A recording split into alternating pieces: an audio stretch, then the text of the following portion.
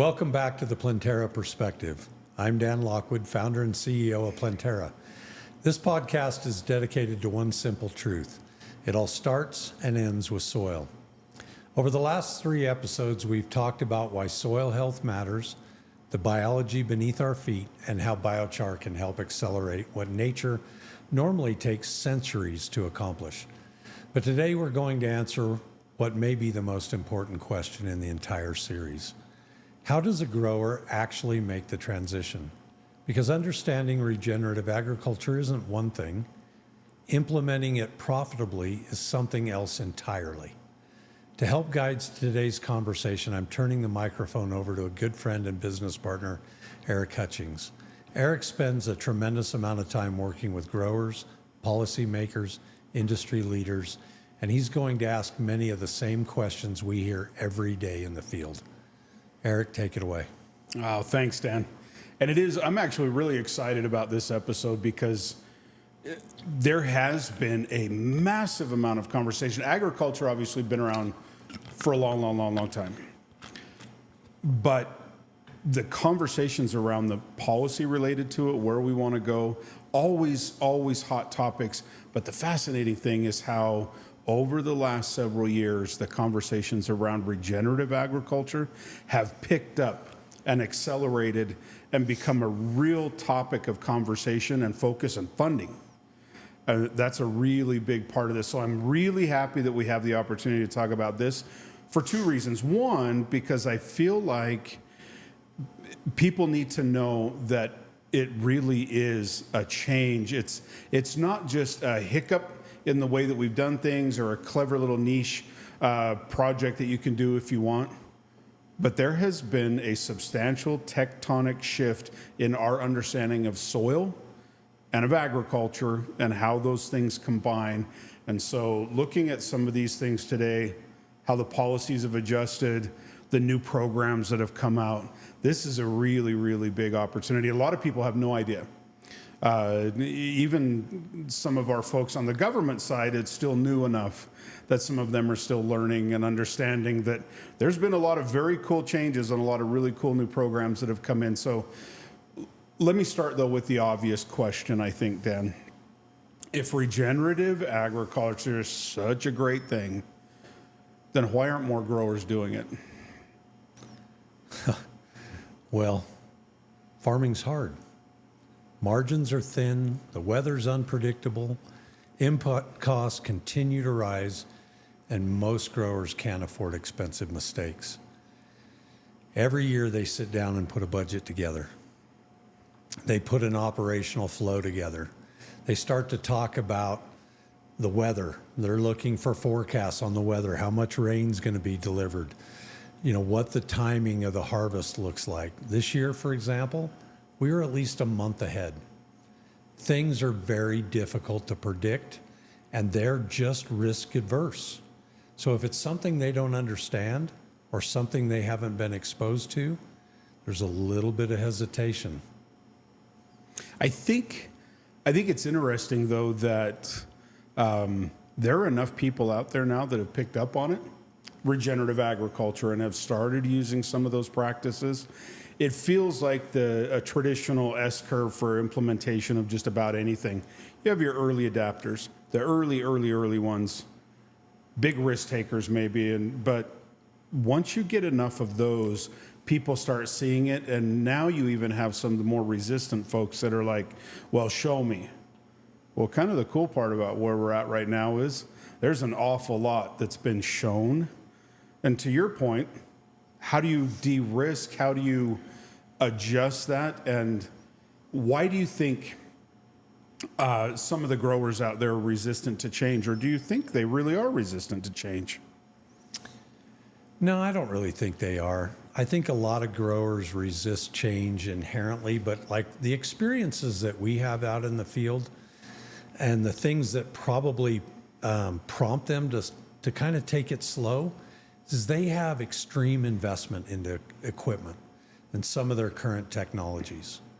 And to adopt regenerative practices seems like, hey, I know where to get this stuff, and I know where to get that, and I know what the rates are. and I know what I need to do to get this yield. And if I make big changes, I may or may not get the same yields, right? So I think, no, they're not resistant to change per se. I mean, Eli Whitney probably wouldn't have sold as many cotton gins if everyone felt like, now we just need to pick cotton. Like, we don't want a machine doing the work. It's not going to be as good. It's going to be dirty product, right? It's not going to come off the crop as well. So I don't think they're so resistant to change that they won't change, but we do have to recognize that there's some things that are a bit of an impediment to some of those changes.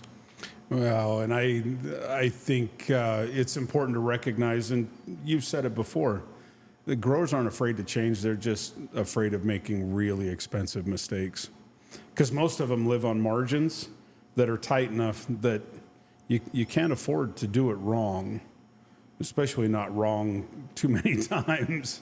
Maybe a little here and a little there, but you can't afford to just do it wrong. So with that in mind, I think that's a great segue into our next section of, so once a grower has a chance to sit down, talk to you a little bit, understand Plenterra, understand kind of some of these new practices that are out there. So then the question is, all right, where do you start? What are like the first steps that somebody could actually get into? So let's just assume for a second that, I were a conventional grower, Dan, and I'm like, okay, all right, I'm listening, I hear you. So where do I start? What's my first thing? Where do I go from here? Well, I think the first step is understanding that you don't need to change everything overnight. In fact, that's usually one of the biggest mistakes growers make.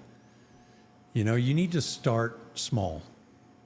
Implement small steps, test plots, pilot acres, side-by-side comparisons, and then measure the outcomes, right? Measure your expenses versus your yield. Start to look at, hey, is this yield lag real? Am I really seeing that in the field? What do I need to do to test this side-by-side? Quite often, we'll say, look, you need to transition this field. If you want to deploy and employ Mother Nature again, and you want to get that soil microbiome and that factory turned back on, it's not so much that you need to do that immediately and completely, so that everything that you're getting and everything that crop needs is being produced by the soil microbiome. If it's impacted enough that it can't fill all the needs, and we can look at that at really holistic approaches. We can take soil tests. We can look at the PLFA and try to establish biological baselines. Where's the biology at? Where is it today? What's our water holding capacity? What's soil organic matter look like? Right? What are our limiting factors like pH? Some of the other things that we run into that just kind of lock things away. Right? Let's analyze it holistically. Look at cultivars, look at different planting options, and start to really look at the economics related to that and make small incremental changes that won't impact the yield, won't create that yield lag and impact those gross revenues right out of the gate. So let's titrate in, right? And where are you marketing your crops? Right? Are you taking them down to the local grain elevator? Then that's the number you're going to get. And we're going to take a best guess at what that's going to be this year. And we need to back engineer to the best of our ability, right? But it's really taking that holistic, fulsome look at what's available, what we can turn on tomorrow, and how we can start to push some of those input costs away and still get the yield. So with all the people that you've talked to, all these early adapters helping people to transition into regenerative and start seeing the benefits of that, you've talked to enough of them now that what have you seen some slips and falls maybe that people have made? If there was something that you would encourage people to pay attention to, maybe some mistakes to avoid, what would you encourage them to be cautious about or to pay close attention to? Oh, great question. I think where we get into problems as growers are when we try to make changes that are outside our bandwidth, right? Do we have the equipment to handle some of the practices we're taking on? And are we familiar with that? Because if we make big mistakes with equipment we're not familiar with, we can't. There's no do-over. You're waiting, right? You're waiting a season or a year to get back at it. So I think taking things on at a level that we can handle, and I think that's where one of the things I'm most proud of here at Plenterra is we've been down this road for years with lots of growers and very diverse planting systems, right? And so we've seen we've seen all the different challenges, right? And maybe not all of them. Maybe that's not a fair way to say it. We've seen a lot. And we can generally go in and say, well, what if we do this? Or what if we do that? And, this works best for this situation, right? One of the things we've done a lot with lately, one of the things I'm really excited about is one of the many things, but one of them, to give you a specific example, is like pasture cropping. We typically run a hay rotation out here in the West, an alfalfa rotation. And that rotation, it weakens over time depending on what type of irrigation we have. And sometimes that's 5 to 6 years, sometimes it's 10 or 12 years. But eventually that alfalfa times out. And you just can't go straight back in and interseed alfalfa, but you can interseed things like triticale, oats, right? You can come in with cereals and actually get some grazing benefit of that at the end of the year. Now you've started to trend towards polyculture, but you haven't given up yield. You've increased actual yield, and now you have more diverse root crops and so, for the soil. So I like to say, if we have, this is our soil biology, if we're monoculturing, that's what's actually engaged. And the rest of it's atrophy. And it's either gone dormant or isn't engaging, right? If we can add a few species, and so that's where the magic of cover cropping comes in. So this is kind of where those two might overlap in an instance. And we can take that triticale and graze it that fall, come back in the spring, and our first crop, which is typically a forage crop for us, is, much higher yielding, much higher quality, and we're getting the tonnage, right, that we wouldn't have got on that more sparsely planted, hey, I'm ready to knock the alfalfa out, but I really can't afford or have the time to do that field this year. So this is a great app, and it tends to be very regenerative. And I can go in with a no-till drill and deploy that, right? So I've taken something that was very conventional and made it a little bit more of a regenerative practice. And if I've got cattle, I can deploy them on that in the fall, cut another forage crop, that triticale disappears. My higher value forage crop for my alfalfa is usually my second, third, and fourth cutting, if I get a fourth cutting. And I'll take those crops and then maybe do it again if I'm not ready to take that alfalfa field out. It's interesting when you talk about understanding your fields more and things like that. Question for you. It's pretty critical, I would imagine, that you understand where you're starting from, right? You got to have 2 points if you're going to make a journey. Where am I and where do I want to go? And so as part of that, doing the baseline, getting a good sense of where is my field. You mentioned it, understanding the microbes and doing the right type of testing. But I think another part of that question is just simply, you don't go cold turkey, right? I mean, you're not recommending anybody that just wake up tomorrow and no more fertilizer ever. You just drop it cold turkey and move on, go to something else. That's not the program, is it? Absolutely not. One of the biggest misconceptions about regenerative agriculture is that we're asking growers to abandon conventional practice and do it overnight. That's not how successful transitions work. It's a gradual transition, maintaining productivity, building biology first, increasing carbon levels, and improving soil function. I sometimes compare it to helping someone improve their health. If somebody is dependent on certain system for decades, success rarely comes from making extreme changes overnight. Agriculture works the same way. You don't ask a grower to quit synthetic fertilizers cold turkey. You help them wean off. Dependency as the soil starts doing more of the work. Well, and besides it, even if you did try and wean off overnight, it's not going to happen overnight, right?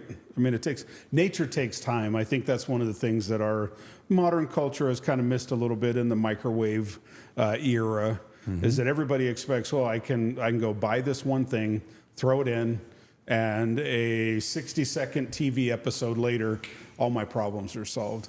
But in nature, it doesn't work that way, does it? No, and if you take the soil microbiome and compare it to the human microbiome, think about an opioid addiction. I know that's a pretty drastic thing to think about, but think about it like that. If I have an opioid addiction and I quit cold turkey, we're going to have some issues. It could kill you. They're going to be with me, right? Soil health's the same way. If I cold turkey stop that application and I don't replace it, and I haven't fully engaged the biology, and we don't have biochar in the soil, so we don't have a home for them to live in, right? We don't recreate the factory or replace those missing components.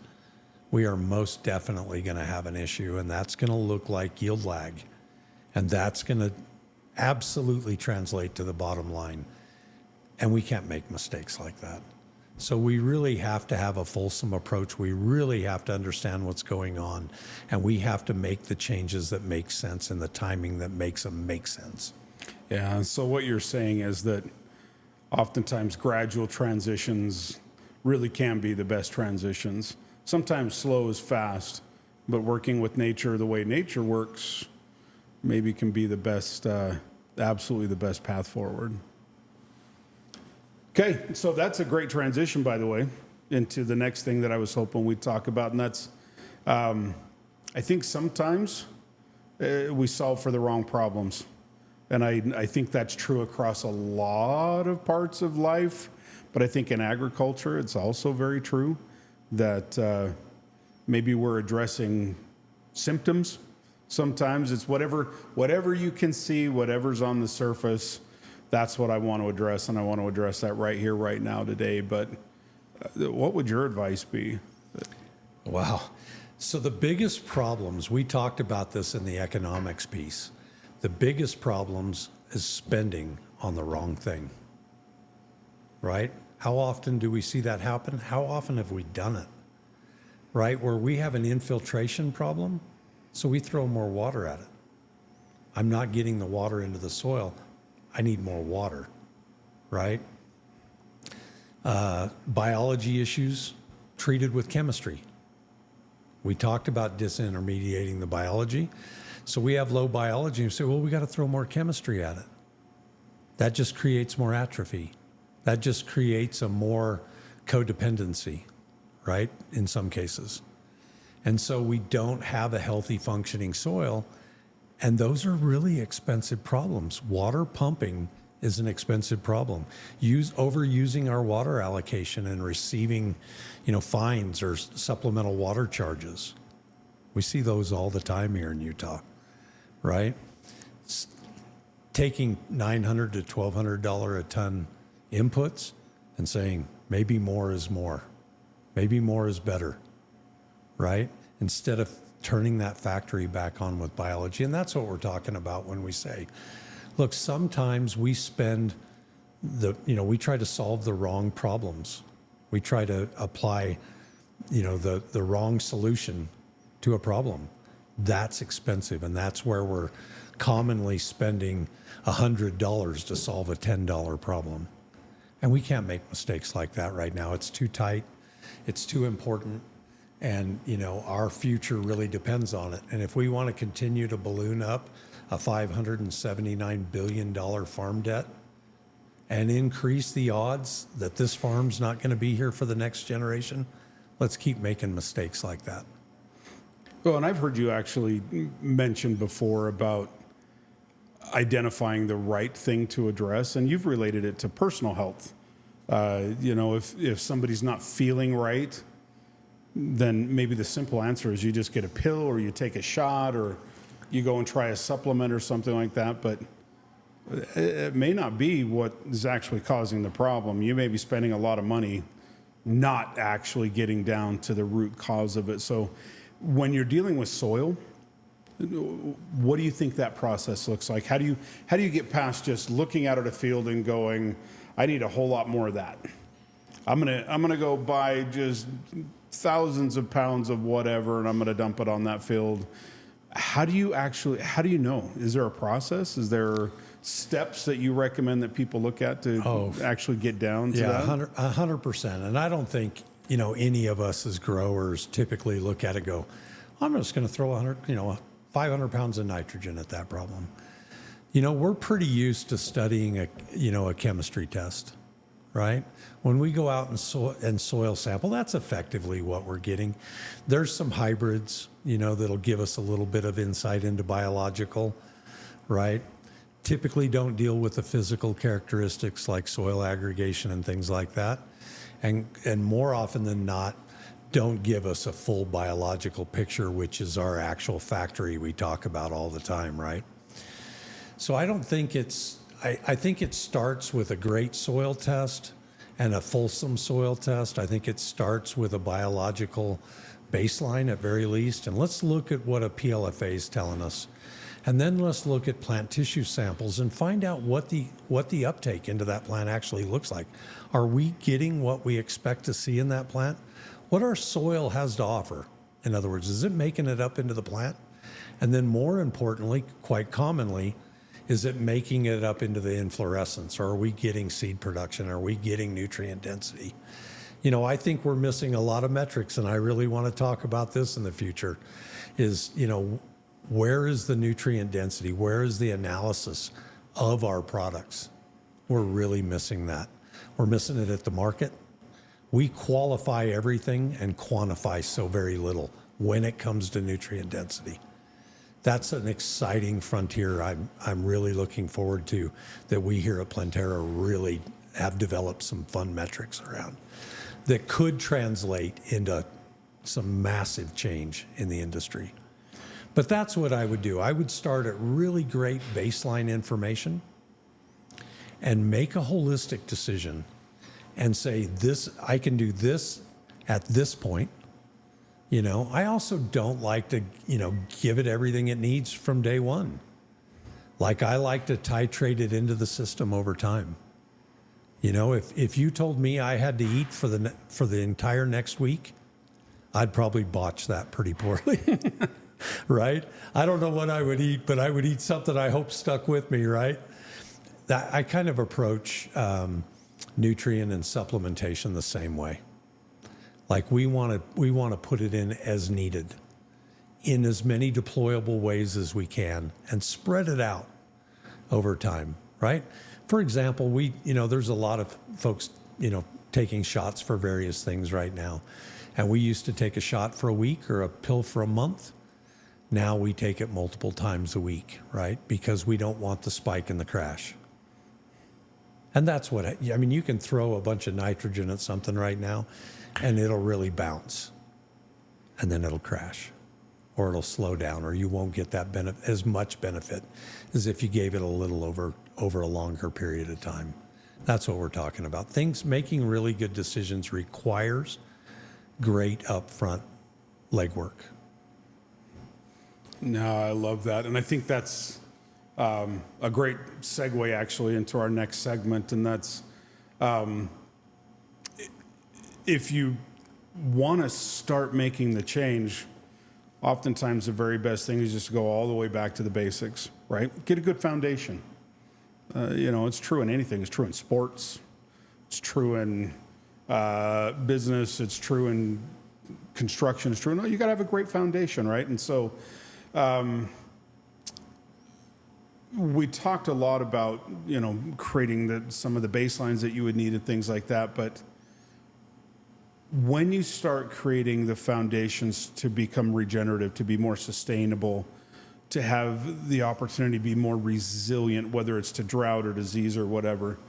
What's that foundation? What are the elements that come together to actually make that happen? It almost always starts with rebuilding the soil foundation, right? What do we have in the way of water holding capacity? What does our soil organic matter number look like? What does our biological index look like? You know, are we fully charged, or are we somewhere down around 1,050 nanograms per gram, right? Are we a battery that's effectively dead?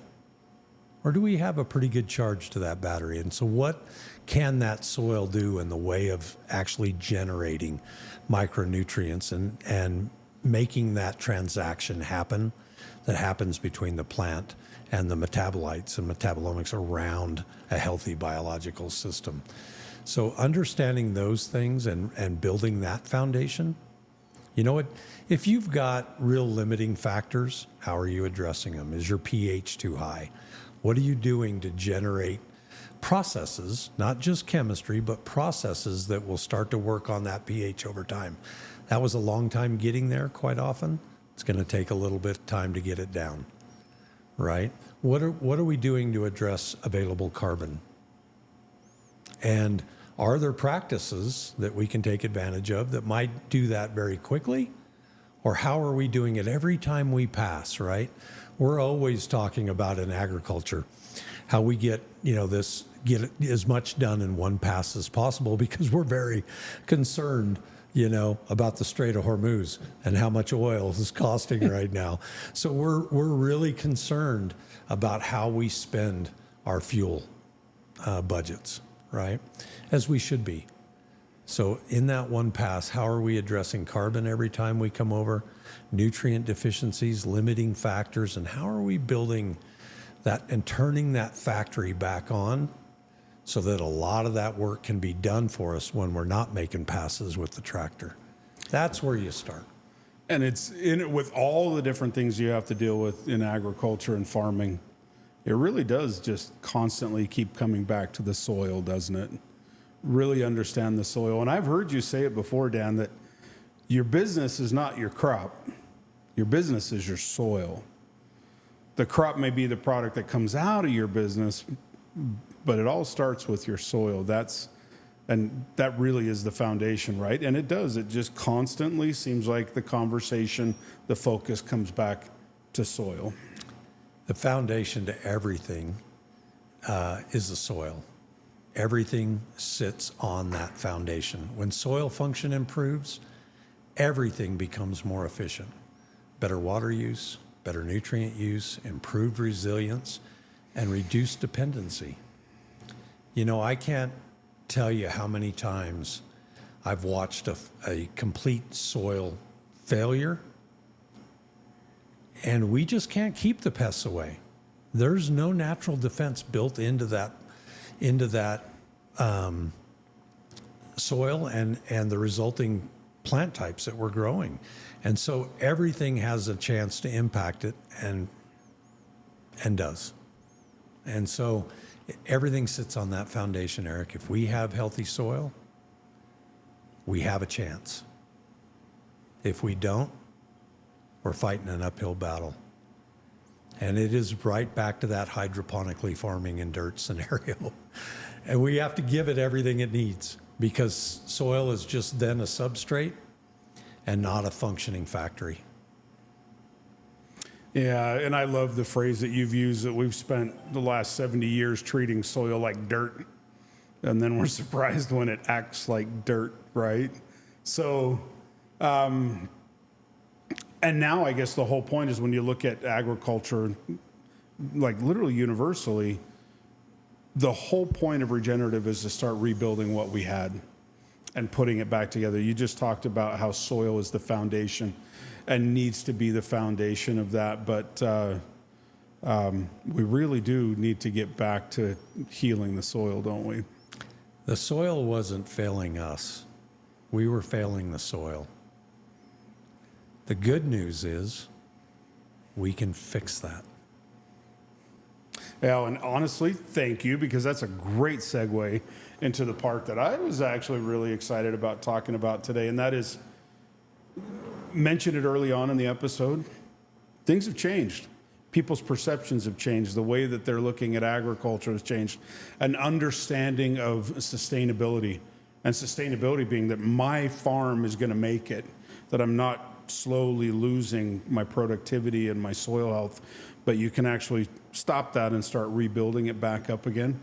And there's been some really neat programs that have, some of them that have been out there for a while, but the focus and the attention that has come into that is pretty remarkable and pretty available. And I think that's one of the big things that a lot of growers out there don't understand right now, is that there are some very good programs and supports that they can get to actually help them into this phase of it, into the regenerative part. Absolutely. And honestly, there's never been a better time to begin exploring these opportunities. One of the things I'm super proud of is our involvement in building out the language around 336. What's 336? It's a carbon amendment practice using biochar and compost applications. We just had a new regenerative pilot program come out this year. That regenerative pilot program highlighted these carbon amendment practices in a new way, right? We can, we're all familiar with CSP, our conservation stewardship programs, and our EQIP practices. Both of those have a line item 336 in them that, we can go do in a few years what Mother Nature took 100 years to accomplish. And that's really deploying biochar, compost, and all of our raw minerals, biologicals, into one component that can absolutely be game-changing for a grower. And one of the fun things is it's happening now. We're doing it now. We deployed the first program that I'm aware of being deployed anywhere in the country in Utah this year. And, we have many more projects that will stretch across Utah, Idaho, Washington, Oregon. If you don't know about 336, this is a time to get to know this program. Eric, you've worked on that program from the DC level. You've worked at it with a lot of our officials here in Utah, some of our leadership, both at the state level, the federal level, county level. Tell us a little bit about, it's been really fun to hear you come back with all this feedback related and be able to take this out to the growers and deploy this. Tell us what you're seeing out there.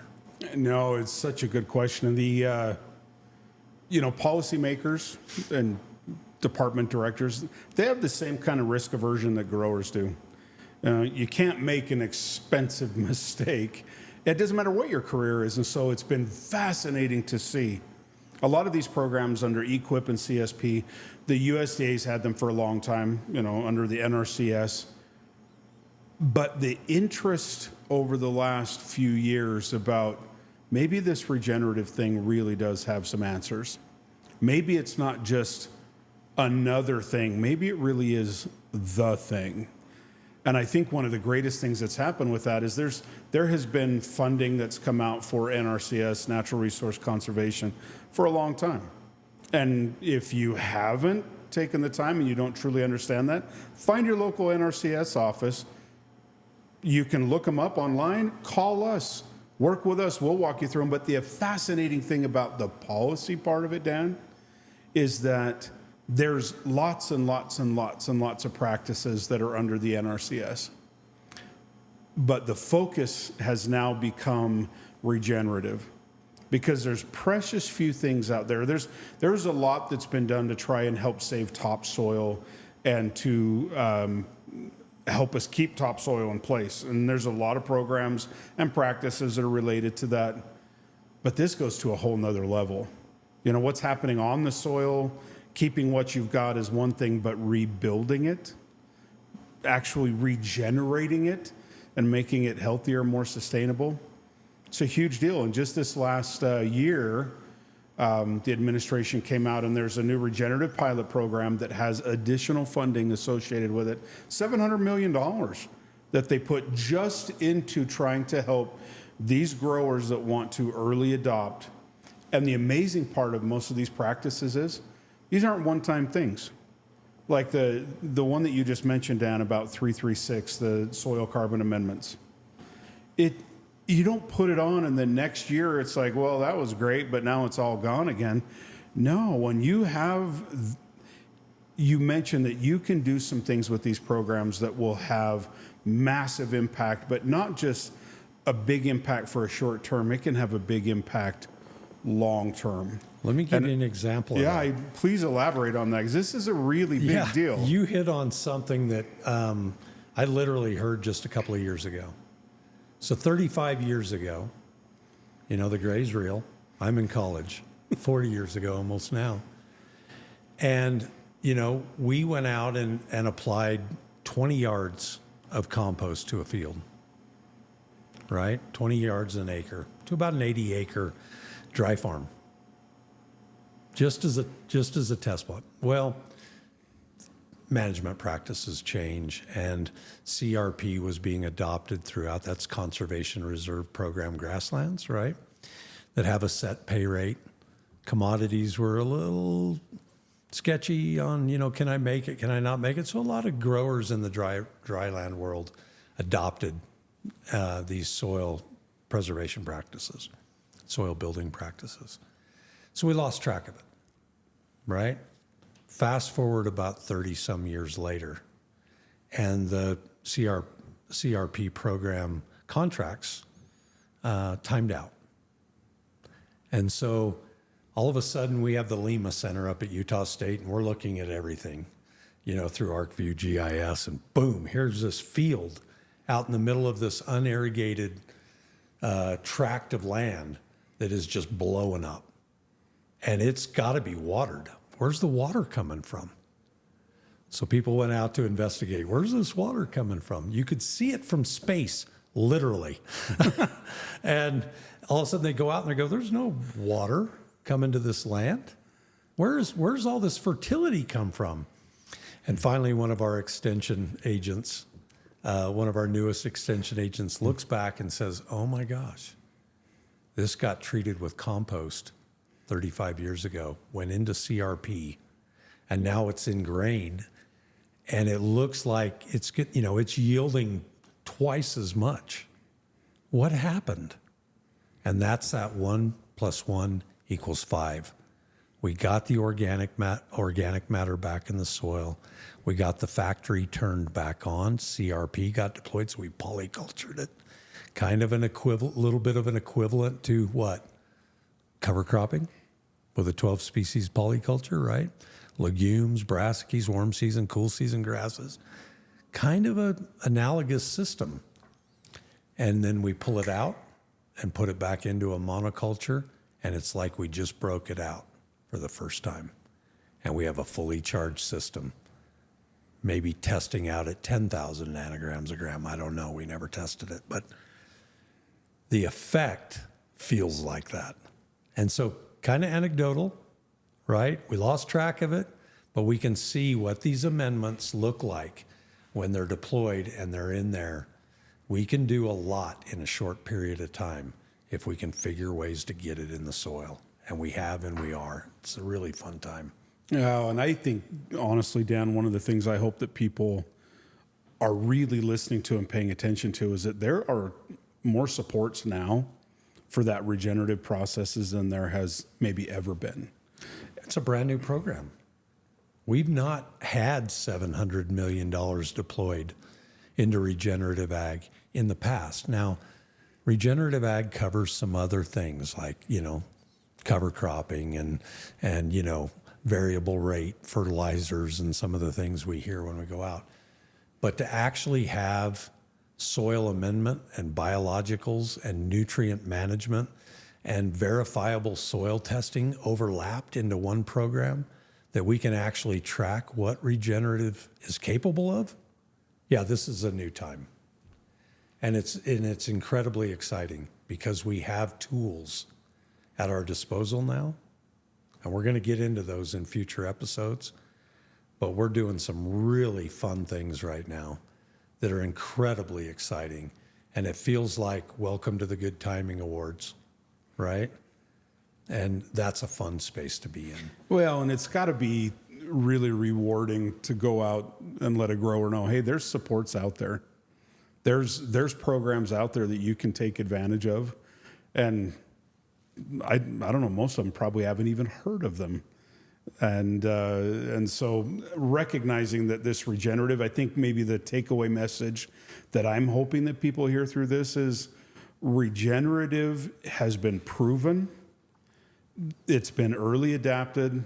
The story you just told about the fact that 30, 35 years later, you are still seeing the positive benefits of that. So regenerative is not about going back to old ways.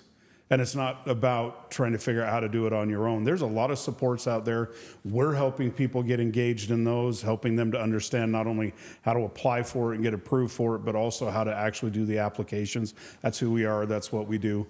But it's not about going backwards. Yeah, for sure. Nothing could be further from the truth. It's not about going backwards. It's about going forward. It's that analogy. We're not farming like it was the 1850s. We're farming like it's 2050. And we have all these tools at our disposal now, right? We've built our own platform around what we call Soil RX, right? And our grower portal. But we can leverage AI. We can leverage, all of these things that we now know about soil biology. I mean, 10 years ago, 5 years ago, we knew more about deep space than we did about the soil microbiome. It's crazy when you think about it. We knew more about the deeper recesses of the deepest oceans in the world than we knew about what was right below our feet, and more importantly, what's feeding our crops if we allow it. And it's nice to see that people are not only waking up to the fact that that's critically important. It all comes back to soil, right? But also that there's, when a grower's ready to make that move, there's help there to actually be able to do that. So honestly, the future isn't less science, right? It's more science, I think. Exactly. The future belongs to growers who can combine technology, biology, and economics into one system. So let me ask you this. I think maybe just to kind of wrap it up. So if somebody were listening and being introduced to this for the first time, and they want to begin transitioning into that regenerative agriculture right away, what's some of the first things that they should do? Build that baseline. Build that foundation. Start to think about your biology and your soil holistically. And what can I do to engage that process? Because that process will generate healthier soil. I mean, obviously that healthy soil is going to generate healthy crops, more productive crops, and crops that are going to cost less and yield more. That's the metric we all want. That's the metric we need. And that's the metric that's going to make us viable going into the future. We can't keep doing the same thing and expecting different results. The absolute definition of insanity. And sometimes as a farmer, I feel a little of that coming on, but that's not our future. Our future is much brighter than that. Well, and it's very encouraging, isn't it, that we really are headed into a new future, aren't we? That there's a new era of agronomy that's coming about. It's cool to be part of it. Anytime there's good news that comes to a sector, and I think this is truly good news, we haven't had this much excitement around our little grower world, right, in a long time. And so there's a lot to talk about. There's a lot of things we're doing we're really excited about and can't wait to really dive deeper into. But this was a great segment. I really appreciate all the involvement, Eric. I love what you do in the world of policy, and I love the change. This new $700 million that was deployed, it's not a lot. In the grower space, We now talk about things with a letter B behind them. To really move the needle, it's billions of dollars anymore. But what we're seeing in this pilot program and this 700 million and the groundswell around it, quite literally, is one of the most exciting things I've seen happen in agriculture in decades. We get new sexy equipment every year. We get new cultivars, right? We get the same old prices. We get more expensive inputs, and we have new problems to solve. That's a tough problem to deal with. This is the exciting good news that we get to deal with now. And this is going to be a fun time. The future of agriculture is beautiful. Eric, thanks for joining us today. I think today's conversation really highlighted something super important. The transition to regenerative agriculture doesn't start with changing everything. It starts with understanding your soil, measuring the right things, solving the right problems, and improving your system one step at a time. Because regenerative agriculture isn't a destination, it's a process. It's about reducing risk, improving resilience, and helping the soil do more of the work. And perhaps most importantly, it's not about going backwards. It's about building a more profitable, productive, and resilient future. In our next episode, I'll sit down with our microbiologist, Compton Rom, to discuss one of agriculture's most valuable resources, and that's water, and why healthy soil may be one of the largest underutilized reservoirs in America. Until next time, remember, it all starts and ends with soil.